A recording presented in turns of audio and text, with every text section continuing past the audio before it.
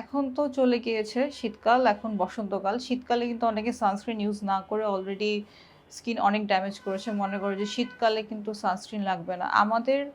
এটা শুধু আমাদের না, সবার জন্য এটা সত্য।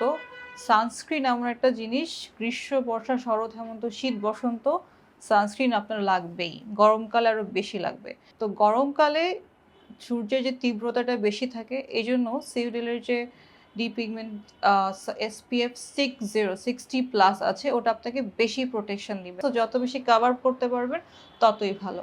এখন অনেকে কোশ্চেন করে, ম্যাডাম সানস্ক্রিন কি সারাদিন ইউজ করতে হবে? না, রোদে যাওয়ার 20 মিনিট আগে সেটা ব্যবহার করতে হবে।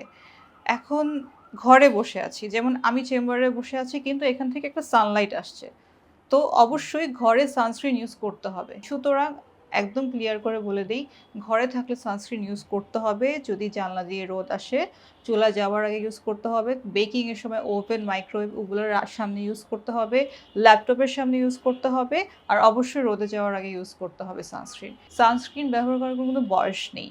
সুতরাং যত জলদি সানস্ক্রিন ব্যবহার করা শুরু করব আমরা, তত জলদি আমরা আমাদের স্কিনকে প্রোটেক্ট করতে পারবো। অনেকে মনে করে যে একনি মুখে যদি আমি সানস্ক্রিন দিই তাহলে কিন্তু আমার মুখের একনিটা বেড়ে যাবে। নো, সিওডিলে এরকম কিছু সানস্ক্রিন রেডি করা আছে যেগুলো জেল বেসড, যেটা আপনার মুখে যাদের একনি থাকে স্পেশালি ওদের জন্য তৈরি করা। এবং অবশ্যই সিওডিল এমন একটি ব্র্যান্ড যাকে আমরা অবশ্যই অনেক রেফার করি, কারণ আমরা এটা অনেক পেশেন্টকে দিয়েছি, নিজেরা ইউজ করেছি।